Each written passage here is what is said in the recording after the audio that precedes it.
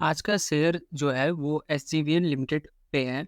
मेरे ख्याल से काफ़ी लोग एसजेवीएन शेयर्स को लेकर बहुत ज़्यादा एक्साइटेड रहते हैं, तो उसका हम लोग यहाँ पे आज डिस्कशन करेंगे। थ्री पैरामीटर्स पे technical, financial and FII DII data क्या कह रही है वो सब देखेंगे और एक फाइनल कंक्लूजन पे निकलेंगे कि क्या अभी ये करेक्ट टाइम है, जबकि मार्केट अच्छा खासा करेक्शन हो रहा है वहाँ पे इसको बाई करके चलने का, या फिर जिन्होंने बाई किया है उनको होल्ड करना चाहिए, सेल करके निकल जाना चाहिए, सब कुछ यहाँ पे हम लोग जानेंगे।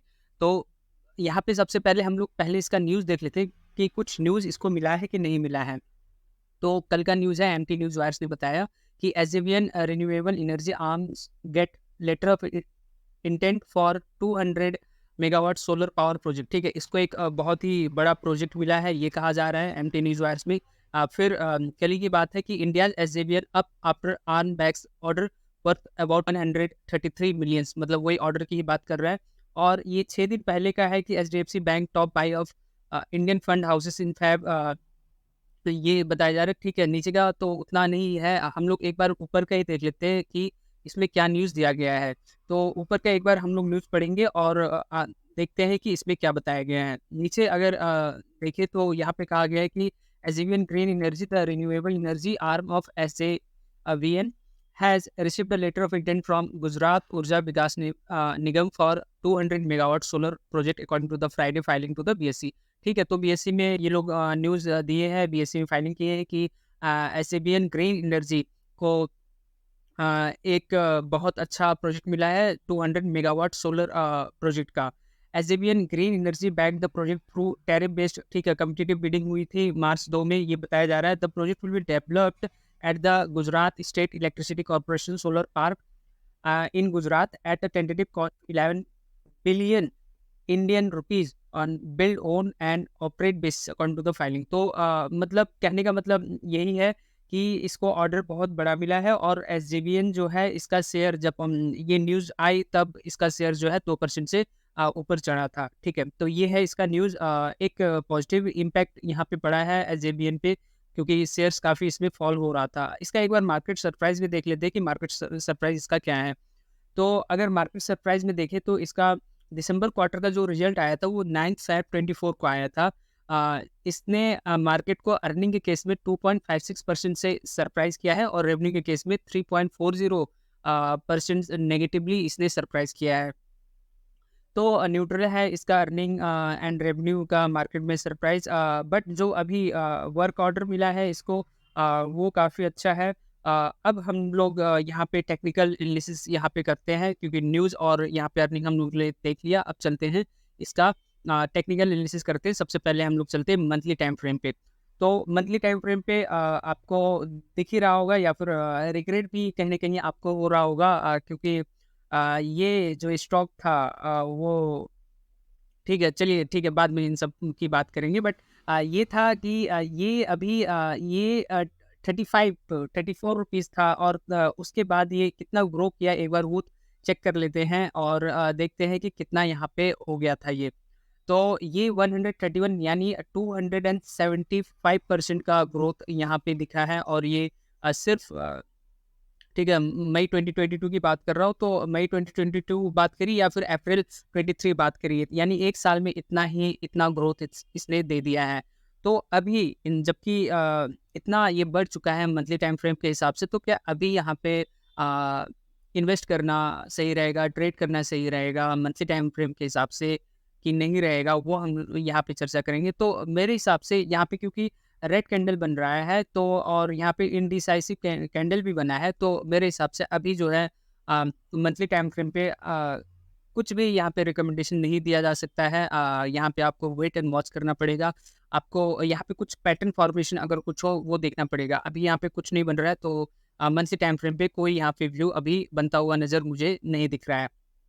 ठीक है, अब एक बार हम लोग चलते हैं वीकली टाइम फ्रेम पे और वहाँ पे एक बार डिस्कशन कर लेते हैं। तो वीकली टाइम फ्रेम पे अगर हम लोग यहाँ पे ध्यान से देखें, ठीक है, वीकली टाइम फ्रेम पे अगर हम लोग यहाँ पे ध्यान से देखें, तो यहाँ पे कहीं न कहीं आप कह सकते हैं कि डबल बॉटम भी बना है, यानी डब्ल्यू पैटर्न भी बना है और कहीं न कहीं ये भी कहा जा सकता है कि इसका जो रेजिस्टेंस था वो ही अभी वीकली टाइम फ्रेम पे सपोर्ट का काम कर रहा है। मैं आपको वो शो कर देता हूँ। सबसे पहले जो भी यहाँ पे ड्राइंग है वो सब मैं इरेज़ कर दिया। अब हम लोग आते हैं यहाँ पे डिस्कशन पे।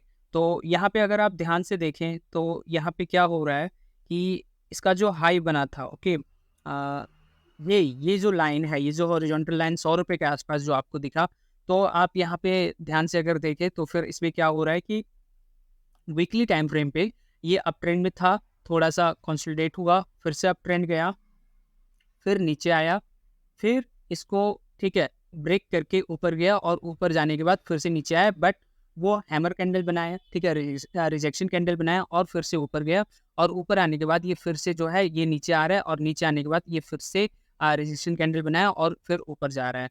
तो इसका जो ये रेजिस्टेंस था वही रेजिस्टेंस अभी सपोर्ट बन गया, ठीक है। एक बार सपोर्ट बना, दूसरी बार भी वही लाइन पे आके फिर से सपोर्ट बना है। तो जब ये दो रिजेक्शन कैंडल अपने को दिख रहा है, ठीक है, रिजेक्शन कैंडल मतलब बुलिश के लिए ये सब तैयार हो रहे हैं। तो यहाँ पे भी देखिए, ठीक है, सेलर्स लोगों ने इसको खींच कर इतना नीचे लाया था, लेकिन वहाँ पे सस्टेन सेलर्स नहीं कर पाए, बायर्स फिर से आगे हो गए और वो ऊपर चला गया। ऐसे ही फिर कुछ हफ्ते यहाँ पे ऐसे चला, फिर उसके बाद फिर से नीचे आया, ठीक है, जब small cap mid cap correct हो रहे थे फिर से बहुत नीचे आया, और अभी भी हो ही रहे हैं, और फिर से ये देखिए इसी तरह से हो रहा है इसका काम। तो वीकली टाइम फ्रेम पे करना क्या चाहिए? तो वीकली टाइम फ्रेम पे क्या करना चाहिए उसके लिए मैं आपको जो है यहाँ पे मूविंग एवरेज के सहारे मैं बताना चाहूँगा, क्योंकि मूविंग एवरेज, ठीक है, मुझे अच्छा लगता है। यहाँ पे ध्यान से देखिएगा, ध्यान दीजिएगा यहाँ पे क्या हो रहा है। इससे पहले यहाँ पे क्या हो रहा है वो समझने के लिए हम लोग इसको थोड़ा-सा एक्सटेंड करते हैं और ध्यान देते हैं। ठीक है। ओके। तो यहाँ पे ध्यान दीजिए, यहाँ पे क्या हो रहा है कि ये अभी मत देखिए, आप इसके नीचे वाले कैंडल को देखिएगा, नीचे देखिएगा। ये जो ऊपर का ब्लू लाइन है ये 10 ईएमए है, फिर ये 21 ईएमए है, ये आपका 50 एसएमए है, ये 100 एसएमए है, और ये 200 एसएमए है, ठीक है। अगर आप ध्यान से यहाँ पे देखें तो यहाँ पे आपको नज़र ही आ रहा होगा कि जब से इसका प्राइस अप हुआ, जब से इसका प्राइस अप ट्रेंड में गया, तब से ये 21 ईएमए को टच नहीं किया, लेकिन ये जब 10 ईएमए को टच करता है फिर वहाँ से ऊपर भाग जाता है, फिर 10 ईएमए को टच करता है फिर ऊपर भाग जाता है, फिर टच किया फिर ऊपर भाग गया, और ऐसे ही फिर से ऊपर गया, फिर इसको 10 ईएमए को टच किया फिर ऊपर भाग गया। यहाँ पे फिर से वही कंडीशन है, लेकिन इस बार कुछ स्पेशल है। स्पेशल क्या है यहाँ पे कि 10 ईएमए को क्रॉस करके ये ऊपर तो है, प्लस इसने 21 ईएमए को भी मतलब वहाँ टच किया था, फिर से ऊपर भाग गया था।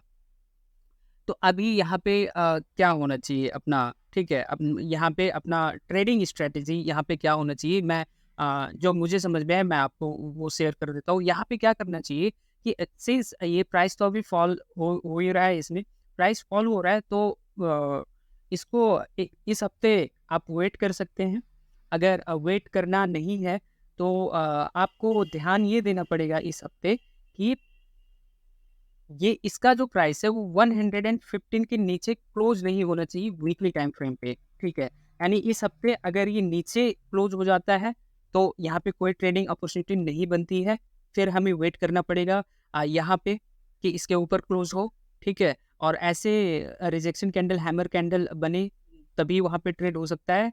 बट अगर इस हफ्ते ये नीचे क्रॉस करता है फिर ऊपर चला जाता है, नीचे क्रॉस करके फिर ये ऊपर क्लोज हो जाता है, तो वो एक अच्छा खासा अपॉर्चुनिटी मुझे दिखाई दे रहा है। और अगर ऐसा होता है, इस हफ्ते होता है या फिर नेक्स्ट हफ्ते ऐसा कुछ होता है, तो फिर वहाँ क्या किया जा सकता है कि आप जो है वहाँ पे ट्रेड ले सकते हैं, और उसमें कैसे क्या करना है वो बता देता हूँ। तो अगर ये 115 के ऊपर ही क्लोज होता है, ठीक है, वेल एंड गुड, अच्छा है, आप वहाँ पे ट्रेड ले सकते हैं। और अगर आप ज़्यादा कंजर्वेटिव है, मतलब कि रिस्क लेने से बहुत ज़्यादा डरते हैं, तो आपको यहाँ पे ₹128 के ऊपर का वेट करना चाहिए। अगर वहाँ पे क्लोज होगा तभी आपको लेना है। बट अगर आप थोड़ा-सा रिस्क ले सकते हैं, रिस्क मैनेजमेंट करना आपको आता है, ठीक है, पोर्टफोलियो डाइवर्सिफ़ाई किए हुए, तो आप जो है अभी भी यहाँ पे इसको ले सकते हैं। अब इसमें करना क्या है? तो इस एरिया में कहीं आपने लिया है मानिए, और फिर अगर ये ले लिया है तो वहाँ पे पहले स्टॉप लॉस क्या होना चाहिए वो मैं बता देता हूँ, फिर आगे टारगेट क्या रखना चाहिए वो भी मैं बताऊँगा आपको। तो स्टॉप लॉस जो है यहाँ पे आपको कम से कम कुछ नहीं तो ₹80 के आस-पास आपको यहाँ पे स्टॉप लॉस रख के चलना पड़ेगा, ठीक है? ₹80 का आपका स्टॉप लॉस है, और टारगेट क्या होना चाहिए? तो देखिए टारगेट ठीक है, ये तो आपको डिसाइड करना पड़ेगा कितना होना चाहिए, मतलब आपको 20% मिल रहा है, 30% मिल रहा है, आप खुश हैं, आप निकल गए हैं, ठीक है? वो भी एक है। बट यहाँ पे जो मुझे दिख रहा है, जो मूविंग एवरेज ने मुझे दिखाया है, उस हिसाब से मैं कह सकता हूँ कि आपके लेने के बाद ये जब तक ये 10 ईएमए के नीचे क्लोज़ ना हो, तब तक आप यहाँ से एग्ज़िट मत करिए, ठीक है? आप उसको राइड करते रहिए, अब कहाँ तक जाएगा वो तो नहीं बताया जा सकता है, ठीक है? तो आप इसको राइड करते रहिए मूविंग एवरेज के हिसाब से, ठीक है? तो ये हमने बात की वीकली टाइम फ्रेम पे। टारगेट मैंने कहा आपको मूविंग एवरेज को राइड करना है। आप कोई सा भी चूज़ कर लीजिए, 10 ईएमए कर लीजिए, 21 ईएमए कर लीजिए, ठीक है? ये आप पे डिपेंड करता है, बट स्टॉप लॉस आपको ₹80 रख के चलना है, और ये तभी लेना है जब यहाँ पे वीकली टाइम फ्रेम पे 100 या 15 के ऊपर क्लोज़ हो। अगर ज़्यादा कंज़र्वेटिव है तो आपको 130 के ऊपर क्लोज़ देखना पड़ेगा यहाँ पे। ओके, ये तो बात हो गई हम लोग का एज़ेवियर का वीकली टाइम फ्रेम। अब हम लोग चलते हैं डेली टाइम फ्रेम पे। तो आइए चलते हैं डेली टाइम फ्रेम पे। यहाँ पे एक बार मैं फिर से इरेज़ कर देता हूँ, और शुरू से डेली टाइम फ्रेम पे फिर से समझने की कोशिश करते हैं। तो ध्यान दीजिए यहाँ पे, हाँ, एक बात ये कि अगर इस चैनल का कंटेंट आपको पसंद आ रहा है, तो चैनल को सब्सक्राइब करिए, वीडियो को लाइक करिए, और उन सब के साथ शेयर करिए जो शेयर मार्केट में है, और जो कुछ और अच्छा एनालिसिस करना चाहते हैं या फिर सीखना चाहते हैं, ठीक है?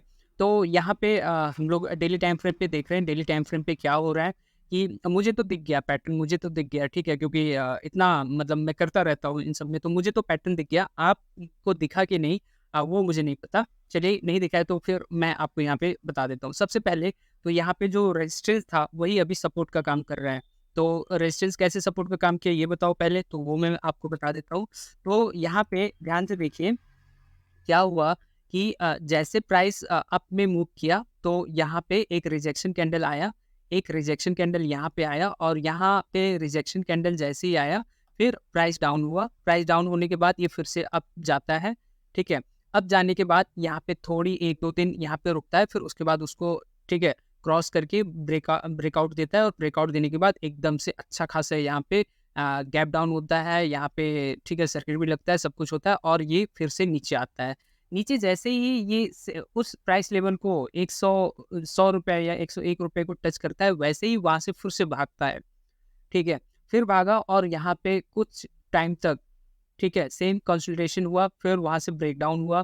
फिर जैसे ही वो प्राइस पे आता है, फिर से वो प्राइस, ठीक है, उसको सपोर्ट मानकर वो फिर से ऊपर चला जाता है, ठीक है? आपको समझ में आया? तो कहीं न कहीं यहाँ पे 2-3 पैटर्न मुझे दिख गए। तो एक तो जो रेजिस्टेंस था वही सपोर्ट हो गया, 2 बार उसने सपोर्ट किया है, तो ये एक स्ट्रॉन्ग सपोर्ट माना जा सकता है। दूसरा कि ये डबल बॉटम का भी काम कर रहा है, ठीक है? एक बॉटम ये था, दूसरा बॉटम यहाँ पे आपको ये दिख रहा है। तो सिंस ये डब्ल्यू डब्ल्यू भी आप इसको कह सकते हैं कि डब्ल्यू को इस हिसाब से यहाँ पे बना भी है। तो ये डब्ल्यू पैटर्न भी बन रहा है, डबल बॉटम पैटर्न भी बन रहा है, जो रेजिस्टेंस था वो सपोर्ट भी बन रहा है। तो बहुत सारे अपनी फेवर में यहाँ पे बहुत सारे फैक्टर्स यहाँ पे दिखाई दे रहे हैं। तो यहाँ पे स्ट्रेटजी क्या होनी चाहिए वो हम लोग यहाँ पे देख लेंगे। तो डेली टाइम फ्रेम पे मेरे हिसाब से, क्योंकि मार्केट ठीक है, करेक्ट भी हो रहा है, या मिड कैप स्मॉल कैप बहुत ज़्यादा डाउन भी हो गए हैं। तो यहाँ पे अगर आप कंजर्वेटिव हो, तो सबसे पहले तो मैं आपको ये बता दूं कि आपको यहाँ पे वेट करना पड़ेगा, कम से कम ये 130 के ऊपर जब तक क्लोज ना कर दें, ठीक है, ये वेट करना पड़ेगा। दूसरा, अगर आप, ठीक है, वेट नहीं करते हैं और आप बहुत ही ज़्यादा एग्रेसिव हैं, ठीक है, तो अभी कुछ यहाँ पे बाय कर सकते हैं। अगर ये जैसे कि फॉर एग्जांपल आपके पास कुछ अमाउंट है, तो उस अमाउंट का 50% अभी ट्रेड कर सकते हैं इसमें, और जब ये फर्दर प्राइस फॉल होके और यहाँ पे एक रिजेक्शन कैंडल देके ऊपर कैंडल जाने लगे, तो फिर वहाँ पे आप क्या कर सकते हैं, फिर से 50% वहाँ पे डाल सकते हैं। ये किया जा सकता है। दूसरा, जब तक 128 के ऊपर न जाए तब तक क्लोज ना हो, तब तक आपको यहाँ पे ट्रेड नहीं लेना है अगर आप कंजर्वेटिव हो। तो ये तो अपने को दिख गया। अब करना क्या है यहाँ पे, एंट्री तो हमने बात कर ली, एग्ज़िट का क्या रूल है और स्टॉप लॉस का क्या रूल है। तो स्टॉप लॉस मैं पहले आपको बता देता हूँ, स्टॉप लॉस इसमें आपको कम से कम कुछ नहीं तो ये जो सेकंड सपोर्ट रेजिस्टेंस वाला अपने को दिखाई दे रहा है, तो ₹80 सेम फिर से वही होगा, ₹80 आपको यहाँ पे स्टॉप लॉस लेके चलना पड़ेगा। और अ, यहाँ पे टारगेट अब क्या होना चाहिए? टारगेट सबसे पहला टारगेट तो आप जो है यहाँ पे कम से कम कुछ नहीं तो थोड़ा सा इसको मैं डाउन करता हूँ। कम से कम कुछ नहीं तो आपका यहाँ पे जो टारगेट होना चाहिए वो 150 के आसपास आपका पहला टारगेट होना चाहिए। और दूसरा टारगेट क्या होना चाहिए? दूसरा टारगेट आप ये कर सकते हैं कि आप 50 एसएमए को राइट करिए। जैसे वीकली में मैंने बताया 10 या 21 देखिए, वैसे इसमें जो है 50 एसएमए को राइट करिए। वहाँ पे जब तक क्लोज नहीं होता है आप राइट करते रहिए, और फिर जब क्लोज हो जाता है तो फिर एग्जिट करके निकल सकते हैं। तो ये हमने डेली टाइम फ्रेम पे बात कर लिया, वीकली टाइम फ्रेम पे भी मैंने बात कर लिया और मंथली पे भी मैंने बात कर लिया है। अब हम लोग एक बार चलते हैं कि इसमें इसका फाइनेंशियल रिजल्ट क्या है। तो एसजेवीएन है, अभी करंट प्राइस इसका 180 चल रहा है, हाई लो इसने 170 30.4 लगा है, मार्केट कैप 46,568 का है। ओके, नीचे अगर हम लोग यहाँ पे देखें तो प्राइस ऑफ कोर्स यहाँ पे कंसोलिडेशन फेज में है, और ये 50 से नीचे आ गया था, लेकिन अभी जो है ऊपर चला गया है, 50 डीएमए से ऊपर चला गया है। डीएमए मतलब डेली मूविंग एवरेज होता है। 3 इयर्स में अगर हम लोग ध्यान से देखें तो फिर 3 इयर्स में भी ऑफ कोर्स ये अप ट्रेंड में है और अभी कंसोलिडेट हो रहा है। सेम वही कंडीशन 5 इयर्स में, वही कंडीशन 10 इयर्स में, और वही कंडीशन मैक्स में भी, मतलब ऑल टाइम हाई के आसपास ही ये ट्रेड कर रहा है। ओके, ये हो गया। अब हम लोग चलते हैं प्रोस एंड कॉन्स में। प्रोस इसका ये है कि ये बहुत ही अच्छा खासा डिविडेंड पे आउट कर रहा है 57.1% के हिसाब से, और इसका डेटर जो डेटर डेज होते हैं वो इम्प्रूव हुआ है, 66 से वो 34.4 डेज में आ गया है। ये अच्छी बात है। कॉन्स ज़्यादा है, स्टॉक जो है ट्रेड कर रहा है अपनी बुक वैल्यू से 3.25 टाइम्स महीने में। The company has poor sales growth, इसका है 5.69% के हिसाब से 5 सालों में। और कंपनी का रिटर्न ऑन इक्विटी लो है 11%, और कंपनी जो है हो सकता है अपने इंटरेस्ट भी कैपिटलाइज कर रही हो। तो long term, for very long term view ठीक है, इसमें ठीक है, मुझे नहीं लगता है कुछ होगा, बट ये है कि सिंस पावर सेक्टर का है तो फिर हो सक कुछ भी इसमें हो सकता है, कहा नहीं जा सकता है। बट फंडामेंटल कहीं न कहीं थोड़ा बहुत मुझे इसमें वीक दिख रहा है। क्वार्टरली रिजल्ट हम लोग यहाँ पे देखिए, तो क्वार्टरली रिजल्ट में क्या हो रहा है कि जैसे सितंबर और दिसंबर का हम लोग पहले एनालिसिस करेंगे, तो सेल्स सितंबर में 878 था और दिसंबर में 543, यानी बहुत ज़्यादा घट गया है, यहाँ पे डिक्रीज़ हुआ है। ऑपरेटिंग प्रॉफिट 706 से 368, ये भी डिक्रीज़ हुआ है। पीबीटी 569 से 183 डिक्रीज़, अगेन नेट प्रॉफिट 440 से 139, बहुत ज़्यादा डिक्रीज़, यानी बहुत ज़्यादा नेगेटिव यहाँ पे सेंटिमेंट जो फंडामेंटल करते हैं उनको दिख रहा है, उनका नेगेटिव सेंटिमेंट है यहाँ पे। दिसंबर वाई बेसिस पे अगर हम लोग यहाँ पे कंपेयर करें तो सेल्स 552 था और अभी 543, ये भी डिक्रीज हुआ।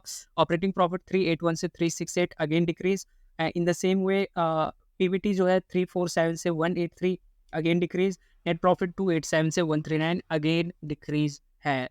तो वाई ओ वाई बेसिस पे भी और क्यू ओ क्यू बेसिस पे भी यहाँ पे इसका फाइनेंशियल रिजल्ट अच्छा नहीं है। बस एक और कंपैरिजन बचता है हमारा एफआईआई और डीआई डेटा, अगर वो अच्छा आ गया तो फिर यहाँ पे कुछ कहा जा सकता है।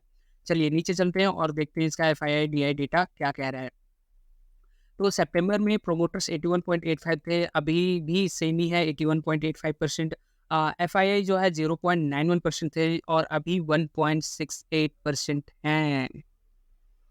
तो यहाँ पे कुछ ना कुछ तो है, ठीक है? यहाँ पे एफआईआई जो है फंडामेंटल के भरोसे नहीं काम कर रहा है, वो फ्यूचर ग्रोथ के भरोसे यहाँ पे काम कर रहा है, मुझे जहाँ तक लग रहा है।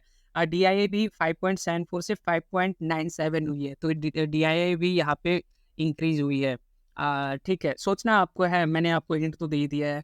पब्लिक जो है 11.51 से 10.51 हो गई है, तो पब्लिक का यहाँ पे स्टेक डिक्रीज हुआ है। तो अगर सिर्फ एफआईआई डीआईआई के भरोसे भी जाएँ, ठीक है? दोनों लोग यहाँ पे बुलिश है, दोनों लोग यहाँ पे पॉजिटिव है। यहाँ पे अब डिसीज़न आपको करना है, आपको लेना है कि करना क्या है। बट ध्यान रहे जब तक टेक्निकल पे अगर आप ध्यान नहीं देंगे तो फिर हो सकता है कंपनी ठीक है बहुत अच्छा हो, फ्यूचर प्रोस्पेक्ट अच्छा हो। बट अगर टेक्निकल वहाँ पे अलाइन नहीं कर रहा है, ठीक है?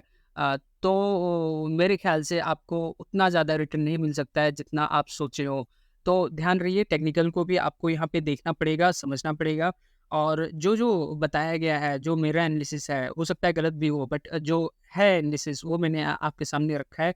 अब आपको डिसीज़न लेना है। ध्यान रहे, मैं कोई सेबी एडवाइज़र भी नहीं हूँ। आपका पैसा है, ध्यान से सोच कर समझ कर आपको लगाना है। बस यही कहना है कि पोर्टफ़ोलियो को आपको अपना डाइवर्सिफ़ाई करके चलना है, रिस्क को मैनेज करके चलना है। किसी के टिप्स, रिकमेंडेशन, कॉल्स के भरोसे कभी नहीं बैठना है, चाहे वो मैं ही क्यों ना हूँ या फिर कोई और भी क्यों ना हो, ठीक है? और यहाँ पे एक और चीज़ मैं आपको दिखा देता हूँ कि इसमें एनालिस्ट जो हैं, वो एनालिस्ट लोग सिर्फ़ मतलब फंडामेंटल के भरोसे हो सकता है कि वो लोग क्या किए हों, या फिर टेक्निकल के भरोसे वो लोग अपने को क्या बता रहे हैं, वो एक बार हम लोग यहाँ पे देख लेंगे। तो यहाँ पे हम लोग चलते हैं फ़ोरकास्ट पे और देखते हैं कि एनालिस्ट लोगों ने यहाँ पे क्या बताया है। अ, अभी आ जाएगा यहाँ पे। तो the 4 analyst offering 1 year price forecast of Xavier have a max estimate of 162 and minimum estimate of 72। तो ठीक है, उनका यही है कि 30% के आसपास 1 साल में जा सकता है। उनका कहना है 30-36% के आसपास यहाँ पे दिख रहा है आपको, और मिनिमम जो स्टॉप लॉस वो लोग लगाए हैं, वो 72 के आसपास इन लोगों ने लगाया है 1 साल के लिए। तो ये है 4 एनालिस्ट क्या कह रहे हैं अभी। तो 4 एनालिस्ट अभी तो सेल करने को कह रहे हैं, क्योंकि स्ट्रॉन्ग बाय में सिर्फ एक ही एनालिस्ट है, सेल में 1 एनालिस्ट और स्ट्रॉन्ग सेल में 2 एनालिस्ट। तो अभी के सिचुएशन में ये लोग सेल करने को कह रहे हैं। बट आप समझ जाइए, मंथली, वीकली और डेली ठीक है, हम लोगों ने वहाँ पे एनालिसिस किया है, आप उस हिसाब से अपना डिसीजन लीजिएगा। और यहाँ पे इसका टेक्निकल भी एक बार मैं आपको शो कर देता हूँ कि टेक्निकल में क्या दिखाया गया है, कि 1 डे में क्या, डेली में क्या दिखा रहे हैं, और वीकली में क्या दिखा रहे हैं, मंथली में क्या दिखा रहे हैं। तो डेली में आपको यहाँ पे सेल का रिकमेंडेशन आ रहा है, ठीक है? 10 लोग सेल में हैं, न्यूट्रल में 10 लोग हैं, और बाय करने के लिए 6 लोग बोल रहे हैं।